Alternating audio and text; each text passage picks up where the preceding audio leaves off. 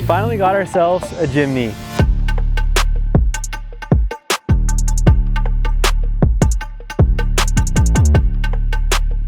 This right here is a 1994 Suzuki Jimny JA11. We just picked this thing up from the Port of Long Beach. It's fresh off the boat, and I am so stoked that we finally got one in our possession.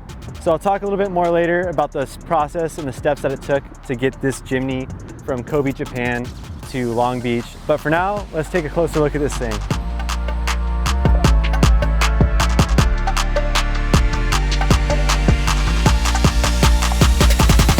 As you can see, we got some paint that needs to be cleaned up there. You know, we got a couple little dents. It's not the end of the world. It's got a cool roof rack up there. I've never seen those before, so I mean, I guess that would mean they're rare, I don't know. But if anyone wants them, they're coming off.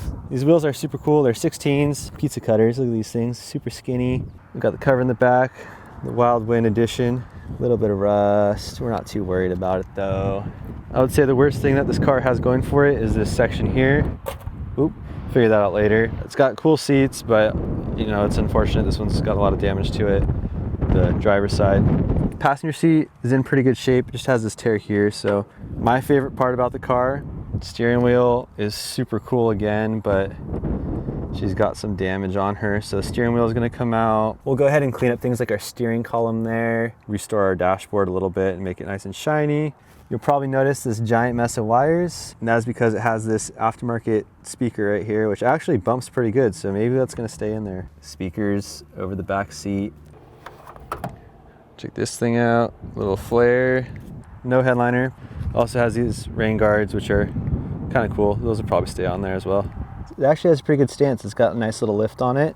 This gas tank skid plate is also super cool. Front shackles and our bumper there.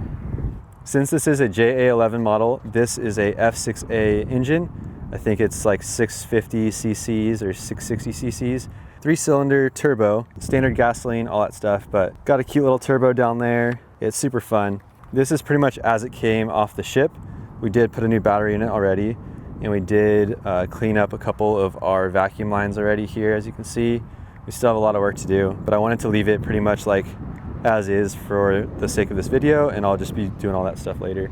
This is like the weirdest grounding situation here ever. Like these ground lines go like to there, they go like literally everywhere. This is the strangest ground. The previous owner of this really loved putting zip ties in random places. Like there's a bunch of zip ties just on that hose. There's a couple there.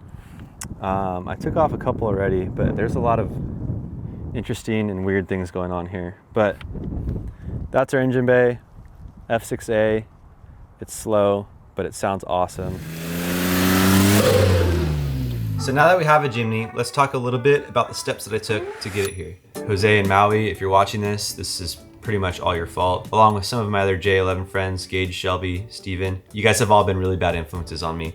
Now, when I first started looking for a Jimny, I just wanted to get a feel of what was out there and how much these things were going for. So once I realized that this was a pretty attainable idea for me, I began to kind of formulate my own criteria and find a Jimny that would fit my standards. So with that, I was looking for a Jimny with minimal to no rust. Obviously, price was a factor. Definitely wanted a manual transmission. Some of these things only have like 5 photos and it doesn't show much of the car. I wanted to see the engine bay, I wanted to see the interior, I wanted to see all the corners of the car. And I wanted one that was as similar as possible to a Samurai. So like 94 J11, 86, 88 Suzuki Samurai, close enough, I guess. I was definitely more worried about rust than mileage because at the end of the day, we can always put a different motor in a car. And I really didn't want to do a ton of serious rust correction work afterwards. I could see that the undercarriage of this Jimny had never been repainted or undercoated or resprayed. For me, it was a really good thing because it told me that there had been no serious rust issues that had been patched and repaired and painted over right before the photos were taken and right before it went out to auction. Obviously, we still have a little bit of work to do, but finding a Jimny with minimal rust and a straight undercarriage was huge for me. And the biggest factor of all, always for me, is price. I'm always balling on a budget, as they say, looking for a deal. And in fact, this was the cheapest Jimny that I could find on the internet. We purchased this thing August 14th, 2024. I think we ended up receiving it January 3rd, 2025. So that is a solid 6-month gap between our purchase and delivery. So actually buying the car was actually super easy. It's just a matter of the shipping company actually getting your car prepped and sending it on its way. Not affiliated with this company in any way. So with B Ford, I actually really like the breakdown. You're able to get a good idea of how much the car is actually costing, and they tally on the shipping price with that price. So you get a good idea of what it's gonna cost you pretty much out the door to get it from wherever it is to wherever you are. As you can see, there's a good amount of photos here, every angle. You get to see all the wheels, undercarriage. Also, when looking at photos and the ads for these, they come with an auction sheet along with a condition report. Your auction sheet, there's a good chance it is in Japanese or a different language, but the cool thing there is there's a ton of technology that we have nowadays to help translate, such as Google Lens, which is what I used. A couple dents, a couple little rust spots, air conditioning not working, that's fine.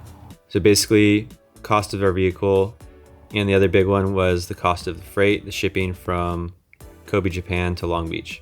All in all, our main expenses, we got out of there right around $2,500, which is kind of crazy because the cost of the Jimny is a third of what it cost to actually get it here. Communication was actually pretty decent. There was definitely multiple times where my car was supposed to ship in 2 weeks, and then 2 months later, it still hadn't shipped. And I felt like it kind of got to the point where I needed to just keep bugging them until they actually shipped my car. But it wasn't a scam. We have a Jimny here, so I have to say it's legit.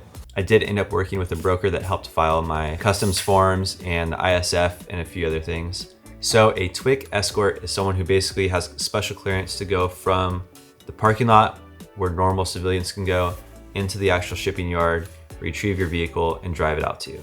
My dog Sean was super helpful. I can't recommend him enough. I'm gonna put his info in the description here. If you're ever importing a vehicle, have any questions, he is definitely the guy.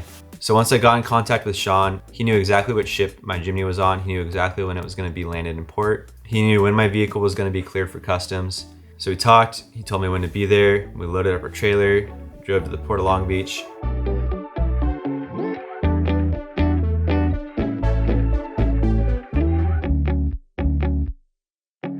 Basically, as I'm 5 minutes away, I get a call from Sean. He says, "Hey man, this thing doesn't start. Are you sure it runs?" And I said, "I have no idea. It's the cheapest Jimny I could find. I'm expecting it to not be that nice." Long story short, we had to go behind the scenes. Got to see a ton of cool K-trucks that were just imported on the same ship and had to ratchet strap this thing onto a trailer. It was a whole mess, dripping sweat. Definitely something I can laugh about later.